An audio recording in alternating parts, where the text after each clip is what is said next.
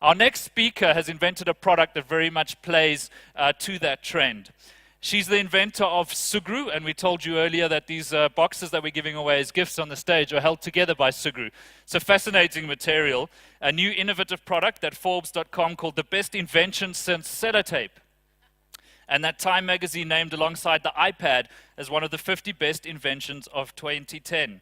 When studying at the Royal College of Art in London, 2003, our next speaker had a big idea, and I'm going to let her tell you more about that. So ladies and gentlemen, please join me in welcoming Jane Dhulchaointigh.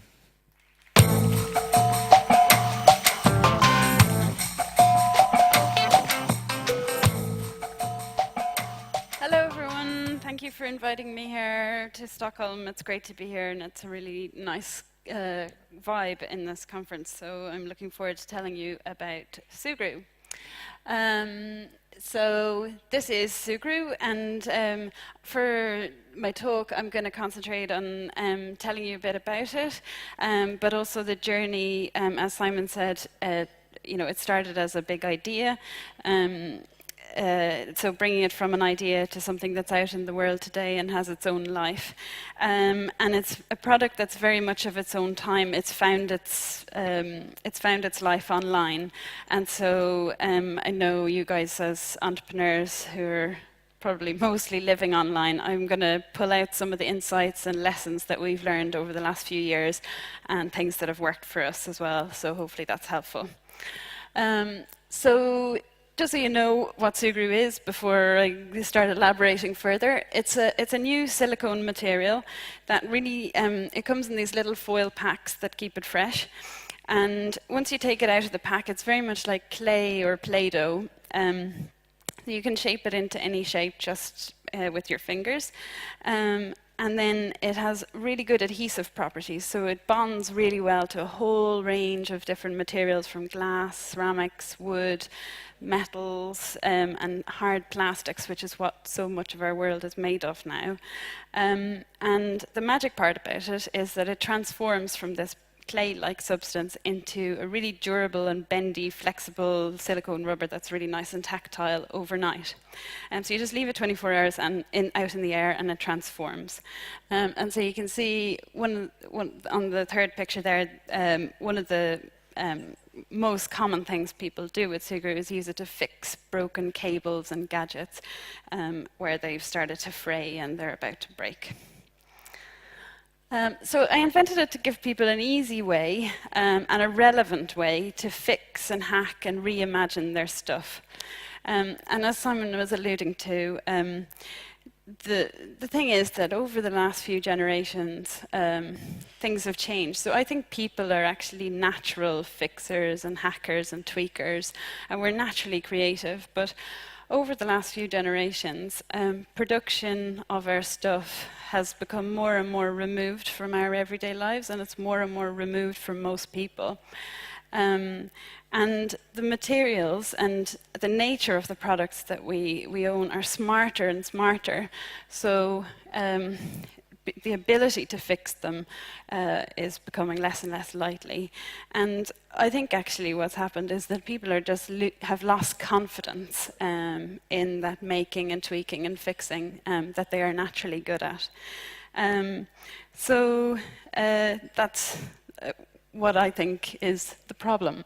So because there's an obvious environmental benefit to people being able to fix things, but that's not actually why I think fixing is so important. It's actually the cultural benefits, and it is about being able to kind of take charge of your stuff, and so that you're in control of the stuff that surrounds you rather than the other way around.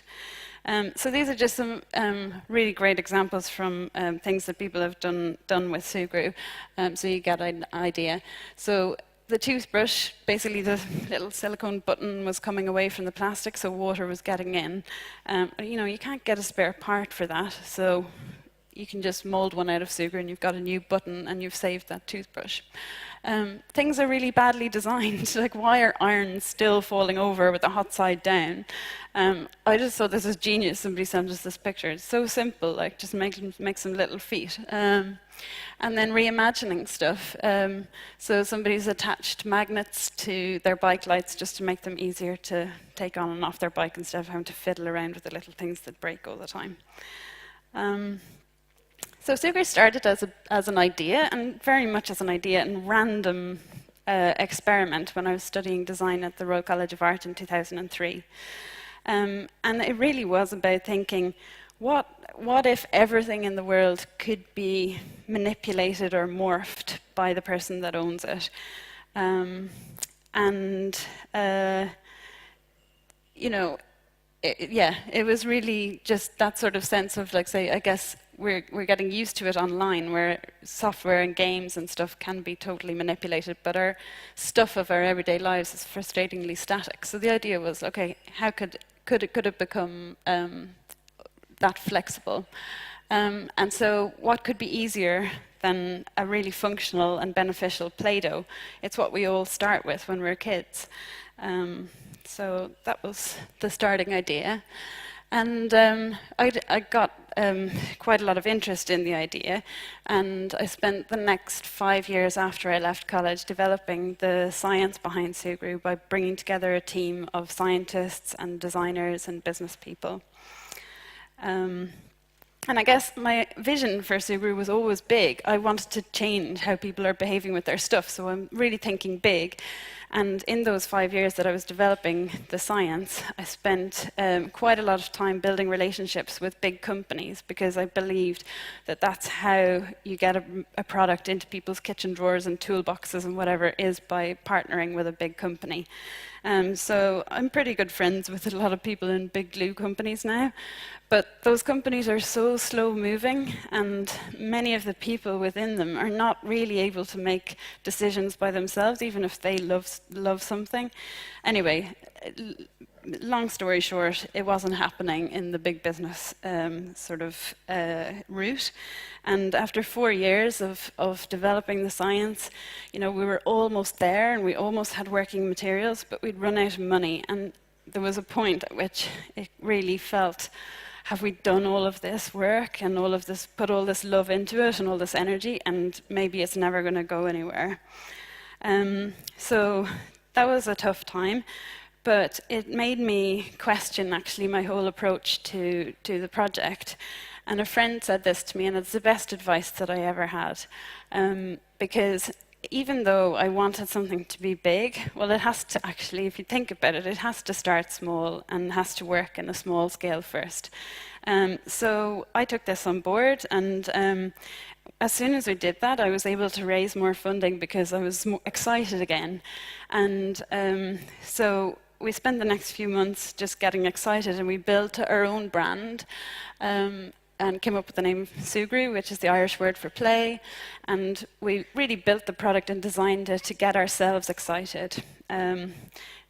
We built a website, and based all around the idea that we had 100 trial users, and we started with those 100, and they gave us their photos and stories of what they'd done with Sugru, and we put that front and center of our brand, and really framed the whole positioning around why should I have to buy new stuff all the time? I should be able to tweak and hack stuff, and the sort of slightly political side to it, which was getting me excited. So we so this is almost 3 years ago now, and just before we were ready to launch, we sent a bunch of packs out to different technology bloggers and design bloggers and stuff. And we had one person did an amazing review, and I think the day before we launched. And this is me on the floor in shock the day we launched, because it was the power of one good review on the internet. It flew around the blogs, and we sold out our 1,000 packs that we had spent 2 months making. The 1,000 packs that we had sold out in 6 hours. So that day, this is pre-Kickstarter, but it's like the Kickstarter feeling. It's like, wow, from 6 years or whatever in the back room where nobody knew what we were doing, to somehow now having this sort of awareness around the world was amazing. And you know, 3 years on, people really are using it just as I dreamed. And there's 155,000 people using it now in 119 countries. And they're using it just as I dreamed, you know, to make stuff better, and so many clever ideas. And there's just such an amazing spirit to the community that use Sugru. So people use it from practical stuff, like repairing cables, like I mentioned, to creative projects. This is an amazing project that I really, really love. It's a Saturday project that a dad, Stefan, in Germany did. He sent just basically, his 3-year-old is really into photography, and he wanted to be able to give him the camera, but obviously a bit nervous. And so just one Saturday, he built up these Sugru walls around the camera, and instead of breaking when it falls, it would bounce. So what I love about this project is just that freedom and liberation. You know, normally we think of gadgets as something that we keep them safe and don't scratch it. You know, we keep it out of the kids' hands. But, you know, there really is a sense of liberation here about taking charge of it and saying, this is how I want to live. And then there are really meaningful stories for how people use Sugru. This is a lady called Joanne from Canada. She wanted to do a marathon canoe race up the Yukon River, but it's 700 kilometers long. She's a really good canoeist, really fit. But she just had one problem, that she doesn't have any fingers on her left hand. And to be able to do that race, she would need to be able to canoe and paddle on both sides. So a friend helped her by putting a screw in the paddle, and she built up the Sugru around it so that she could get a nice, comfortable grip. And she sent us these pictures after she'd completed the race in 3 days and 3 nights of straight paddling with no sleep. And she wrote us that if she hadn't been able to modify the paddle, she wouldn't have been able to do the race. So it really just shows you actually such a small, humble, creative thing can make a big difference in somebody's life. So just some sort of insights, I guess, around how this has managed to grow. You know, I think the thing that has captured people's imagination around Sugru is that, first of all, it really has a mission behind it. You know, there's a reason we're doing this. Our motto is the future needs fixing, and we feel really, really strongly about that. And everyone that uses Sugru, okay, there are probably some people that just go, oh, that just does the job. But a lot of people, and especially the ones that contribute their photographs and their stories, really believe that we want to change the culture in the world around products and fixing. So I think that's a main motivation for why people contribute and are so passionate about Sugru and tell their friends about it. The second thing is that I don't know if any of you, probably lots of you repair things and make things, but there's something that happens when you repair something where you feel this amazing sense of achievement, and you really feel proud of yourself. So that really helps with the word of mouth, because actually, you know, if I repair my phone charger, I feel pretty awesome about myself. I want to tell people. So that really is something critical to the sharing and the word of mouth. And then the second thing, I think, is the colours. So we designed Sugru to, you know, it shouldn't be something that you're ashamed of, a repair. It should be something that you're proud of. And of course, you can use Sugru and blend the colours together to make them invisible and whatever, but we find that a lot of people actually use the bright colours to kind of show off and say, yeah, I did that. So I think that helps too. And I should also say actually there that the other thing that is really important is that we're trying to appeal to people who normally wouldn't have the confidence to fix things. And so design is really important. They need some Sugru. Yeah. We are like... Yeah, I should just say that design is something that's super important for us. Like, all those glue companies that I spoke to, you know, they're very much commodities and whatever. Whereas what we're doing, it's really important to design a really great user experience around the product. So that comes down to our web design, our packaging design, all of the language and everything that we use is super, super sort of intentional. So yeah, I mean, it's amazing the things that people share, and our website is all just full of user stories and examples of what you can do. So yeah, I mean, I'm inspired every time I look on there. I would say the other amazing thing about the internet and being a product that finds itself through this, I don't even know what to call it, but this online sort of process. It's sort of emergent rather than designed or dictated. But there's two amazing things about that. I think first thing is that products can now have so many layers of meaning to them. You know, like I said, like glues and tapes normally, you know, they just are functional things. But there's so many layers of meaning to Sugru just because it's come to be in this time. And the second thing is that there is a real possibility to not just be the same thing for everybody. With being an online brand, you can be a different thing for many people. So we have increasing number of niches that are using Sugru, from say people using it in robotics to people that are using it in outdoor and sport to people that are using it to make jewellery. You know, normally you would have to think like, these are the people I'm focusing on, whatever. If we think back 10, 20 years, that's how you'd have to think. And today we can appeal to all those niches. Yeah, I was just going to say also, there's lots of stuff to do with people that are building up their skill are sharing their skills and stuff through guides on our site now as well, which is quite amazing level of contribution. And then just one last story, which I think is another exciting example of how Sugru might be used in the future. These are fencers from the British Olympic team, and this is a collaboration that we did with the manufacturer of these fencing foils. And basically they've designed a handle where there are grooves inside the handle, and it comes together with Sugru. So these are athletes. They don't normally fix or make things or whatever, but they're absolutely loving this. Like, and they're sculpting their equipment. And I just think, actually, how futuristic is that? You know, what if that was just normal for all sports people or all professionals or whatever to be able to manipulate their stuff? And this all happened through, I think it's to do with designing something so that it's intuitive and it's not scary and stuff.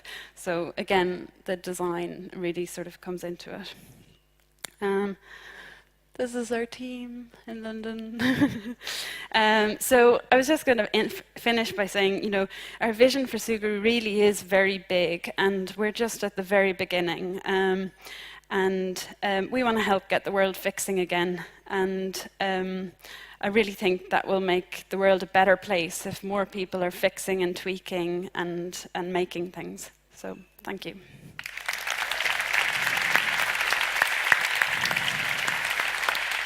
Great.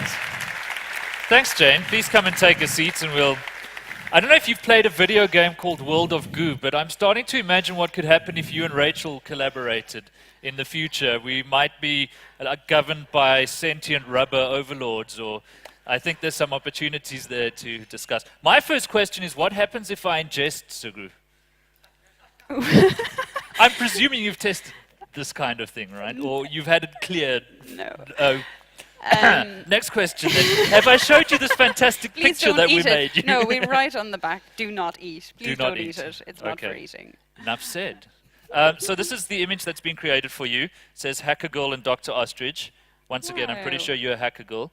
That's so awesome. There you go. Stuff together with Sugru. And we're giving you some Sugru as well, just in case you don't have enough. But Cool. there's your maker kit. So besides for the various health questions, which I'll diplomatically avoid, have you patented Sugru?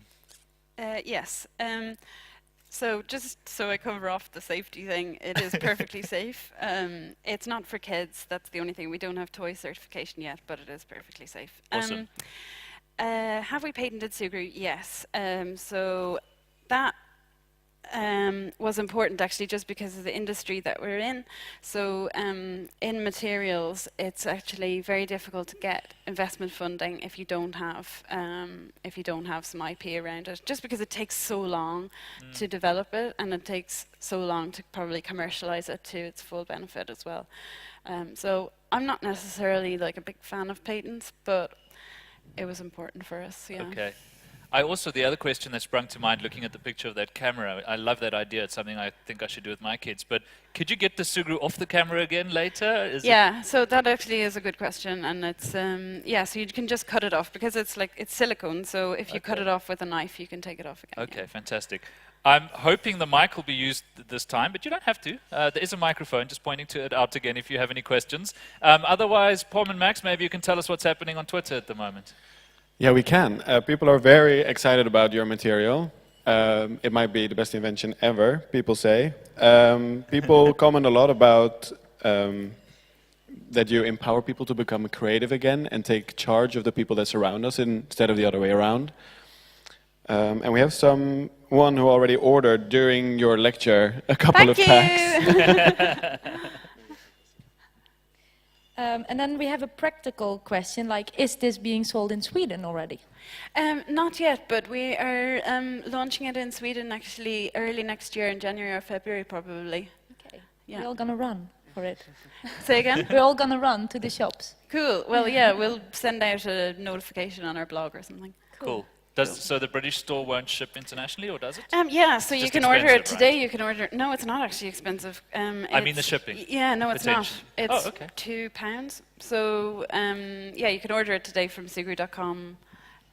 Please do. Well, I'm planning to order it by the bucket load. Okay, so I'm going to ask you to stay on the stage so we can continue our conversation after the next speaker, which I will introduce now.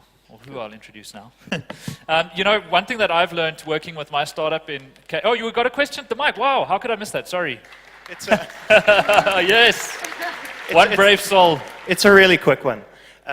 So Sugru obviously does a great job of fixing or hacking objects, industrially produced objects. But have you had any users who have hacked the Sugru itself, the substance, perhaps chemically, and how do you react? Aha. Yeah, we have actually, and we absolutely love when people do that. So we've had people mix in things to make it conductive, to make a stylus. We've had people mix in glow-in-the-dark powder where they've used it and then put it on their tent pegs so that their tent pegs glow in the dark. And yeah, glitter, things like that some people use, or like glittery eyeshadow, yeah. So it'll work on a capacitive touchscreen as a stylus? Yeah, well, it doesn't at the moment, it's insulating, but But they somehow mixed somebody something did something. Yeah. Awesome. Great question, thank you. While we're using the microphone, would anybody else like to make their voice heard? No, maybe later. All right. So I was telling you about something that has actually been front of mind for me with the startup that I work for in Cape Town, 22/7. And you know, when you start a startup, you build a team around it, and we saw how important your team is to you, Jane, and there's a culture that develops. But you have a very different set of priorities and a very different way of approaching the world to big corporate organizations. Not necessarily better or worse, but definitely different. And when you bring those two worlds together, and when you have these organizations speaking to each other, that presents a set of challenges, as we've learned, and I'm sure that that's something that anybody who's been in a startup and engaged with big organizations will have realized. So our